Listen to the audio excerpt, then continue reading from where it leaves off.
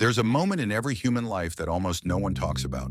It's not dramatic, no music, no warning. It's the moment you realize time has already taken more than it will ever give back. You don't feel it at 18.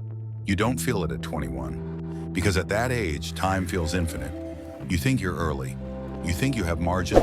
You think tomorrow is guaranteed. But time is patient, and patience is its most dangerous weapon. When you're young, time doesn't attack you. It watches you. It watches you say, "I'll start next month." It watches you say, "I'm tired today." It watches you waste hours scrolling, laughing, sleeping, escaping, and it says nothing. Because time doesn't need to rush. You're doing the damage for it. Years pass quietly. 1 year feels like nothing. Then another. Then another. And suddenly you look back and realize the last 5 years blurred into one memoryless fog. Same routines, same excuses, same comfort, different calendar, same life. Here's the brutal truth most people never face. Time doesn't move fast. Your awareness is slow. Days are long, but years are short. Why? Because when you live unconsciously, your brain doesn't record life properly. No challenge, no risk, no growth. So the memory compresses. That's why childhood felt long, and adulthood feels like it's slipping through your fingers. Let me tell you a story. Not a motivational one, a real one. There was a man who always believed he had time. He wasn't lazy. He just wasn't urgent. He planned to get serious soon, planned to fix his health later, planned to build something one day. He worked. He survived. He entertained himself. Years passed. Then one day he sat alone at night and realized something terrifying. Nothing he dreamed about had happened. Not because he failed, but because he never started.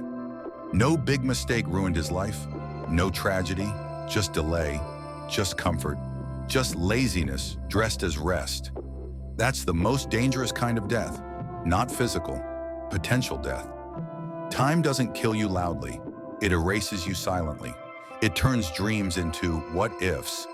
It turns ambition into nostalgia. It turns discipline into regret. And the worst part? You only notice when escape is no longer possible. Here's the psychological trap. Your brain is wired to prefer now over later.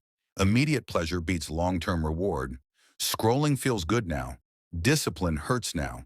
So the brain chooses comfort. Again, and again, and again. Until comfort becomes a cage. Laziness is not lack of motivation.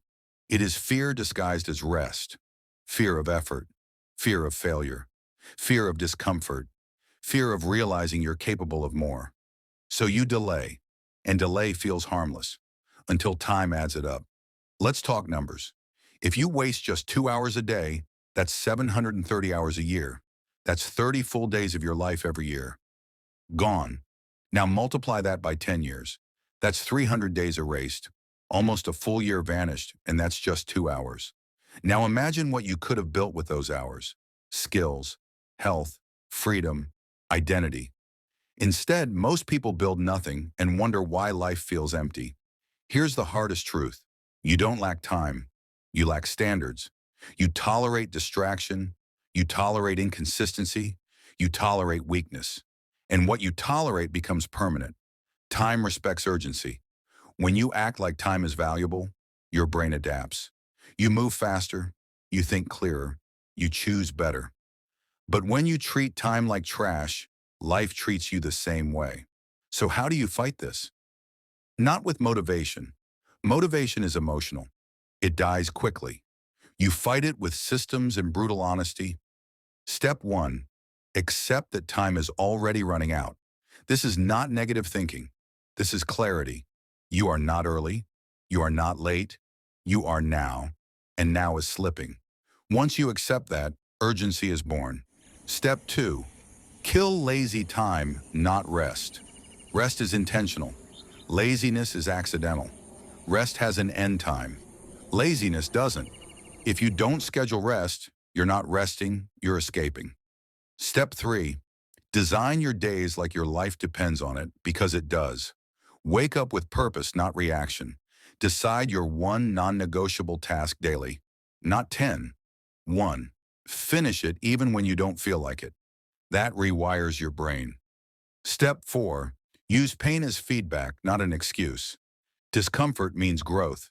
Resistance means importance. If something feels hard, it's probably necessary. Stop asking, how do I feel? Start asking, what does this moment require? Step 5. Build discipline before inspiration arrives. Discipline comes first. Confidence comes later. You don't wait to feel ready. You act, and readiness follows. Here's the final punch.